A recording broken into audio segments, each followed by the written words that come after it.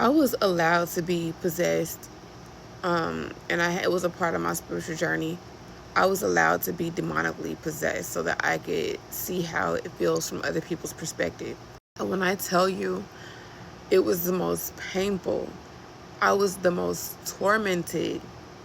It was just the most horrible feeling I ever felt in my whole entire life. It's something I literally just wouldn't wish on nobody. And it made me look at people from a different perspective.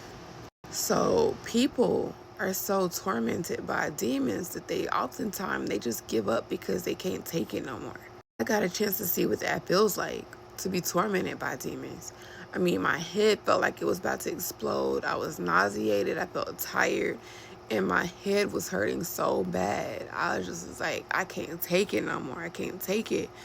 And, you know, I had my daughter come and pray for me. And then I got the strength from that to go into the bathroom and pray for myself. And then when I came out the bathroom, I projectile vomited so much to the point where I couldn't even breathe. I couldn't gasp for air. So after that, I felt better. After I released whatever that was in me or on me, I felt better. But I teach my kids how to pray. My kids are very much in tune.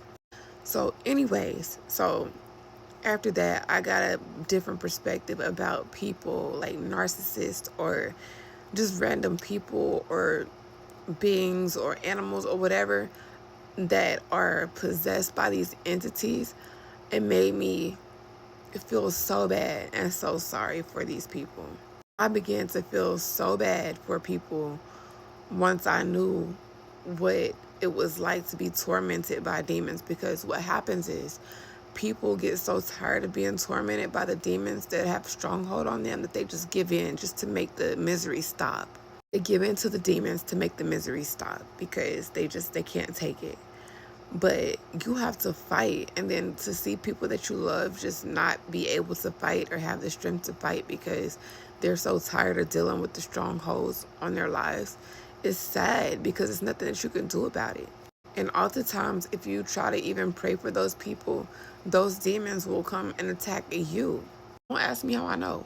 So yeah, I just wanted to just break down and cry because, I began to think about, all the people that have these demons on them and they want out.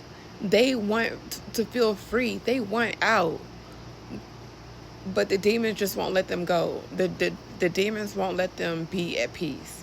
And so the only way for them to feel any type of relief is to transfer that energy onto someone else. It's a conscious decision when people make a choice to inflict pain upon other people, but it's almost like they have to. They have to transfer that energy or else they suffer in pain. They suffer agony, excruciating agony. The demons literally antagonize them and eat them from the inside out, torment them, make them sick until they transfer that energy. And that's why a lot of times when they're unable to transfer that energy, they have a meltdown or a crash out because their demons just destroy them. And it's so wicked and it's so sad because a lot of demons are created out of some type of trauma. So if you're not strong enough to fight those demons, then you're going to be stuck with them for the rest of your life.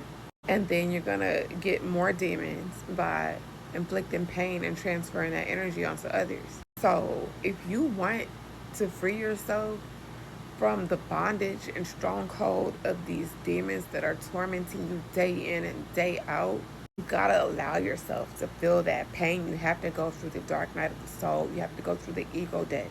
You have to go through the pain, the agony, the torment, and fight your way through it and say, no, you cannot have me.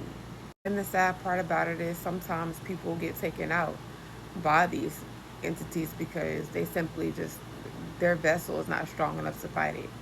So, like I said, I look at people from a totally different perspective, and as you begin to elevate, as certain things begin to activate within you, certain things will be revealed to you, and that's why a whole totally different level of forgiveness will be, you will be able to understand things from the perspective of the person or what they're going through. Now, some people are just wicked. There's no excuse for that, none.